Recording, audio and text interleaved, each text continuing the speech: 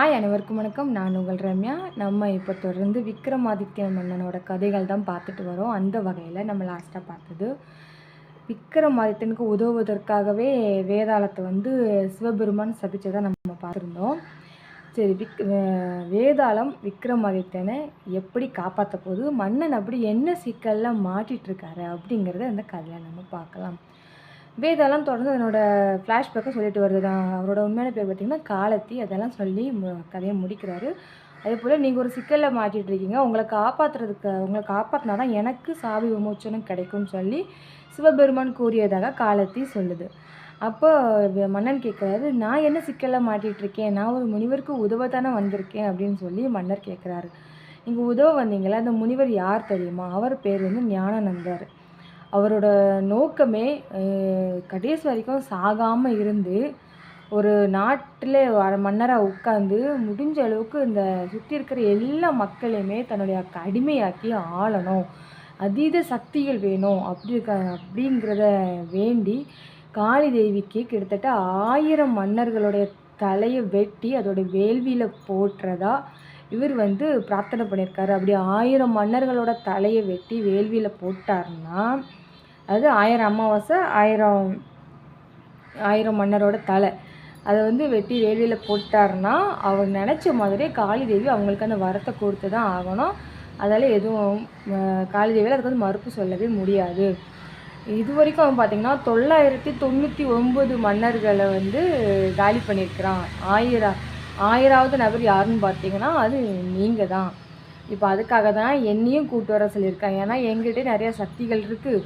உங்களோட தலையை வெட்டி அவன் வேள்வியில் போட்டான்னு வச்சுக்கோங்களேன், என்னோட சக்திகளும் அவனுக்கு போயிடும். அது போக காளி தேவியும் அவன் கேட்குற வரத்தை கொடுத்து தான் ஆகணும். அதுதான் காலத்தின் கட்டாயமும் கூட. இதிலேருந்து உங்களை காப்பாற்றுறது தான் என்னுடைய வேலை அப்படின்னு சொல்லி மன்னர்கிட்ட காலத்திங்கிற வேதாளம் சொல்லுது. அப்போ மன்னர் கேட்குறாரு, இப்போ நான் என்ன பண்ணுறது அப்படின்னு சொல்லி கேட்குறாரு.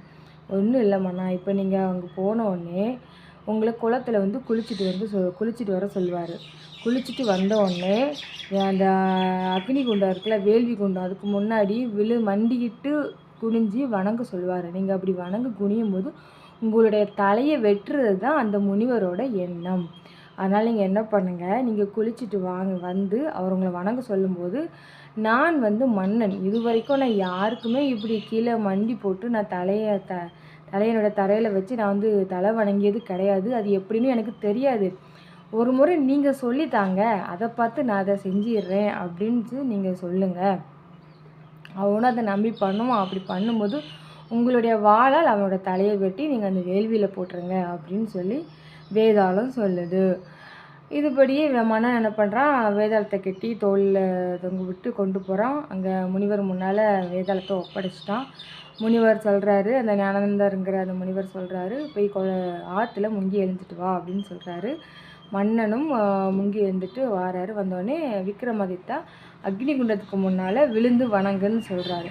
அப்போ மன்னர் வேதாளம் சொன்ன மாதிரியே சொல்கிறாரு, இல்லை தப்பாக நினச்சிக்காதீங்க முனிவரே, எனக்கு இதுக்கு முன்னால் அப்படி வணங்கி பழக்கம் கிடையாது. இப்போ ஒருவேளை நான் தப்பாக எதுவும் கும்பிட்டுட்டேன்னா அவங்க தவத்துக்கு ஏதாவது சங்கடம் வந்துடும் இல்லையா, அதனால் நீங்கள் அது எப்படி கும்பிடணும்னு சொல்லித்தாங்க, நானும் அதே மாதிரி கும்பிட்றேன் அப்படின்னு சொன்னோன்னே, அவ்வளோதானே, ஏதோ இப்படி தான் கும்பிடணும்னு சொல்லி மண்டிக்கிட்டு முனிவர் தலை வணங்குற நேரமாக பார்த்து விக்ரமாதித்தன் தன்னுடைய வாளால் அவனுடைய தலையை வெட்டி அந்த தலையை வேள்வி குண்டத்தில் போடுறாரு. அந்த போட்ட மறுநொடியே காளி தேவி விக்ரமாதித்தனுக்கு காட்சி கொடுக்குறாங்க. அப்போ கேட்குறாங்க, எங்கே இந்த இந்த பாவியான முனிவருக்கு நான் வரம் கொடுக்க வேண்டியதாக இருக்குமோன்னு சொல்லி ரொம்ப சங்கடத்தில் இருந்தேன். நீ என்னை காப்பாற்றிட்ட விக்ரமாதித்தா, இப்போது உனக்கு நான் வரம் கொடுக்குறேன், உனக்கு என்ன வேணும்னு கேளு அப்படின்னு சொல்லி கேட்குறாங்க.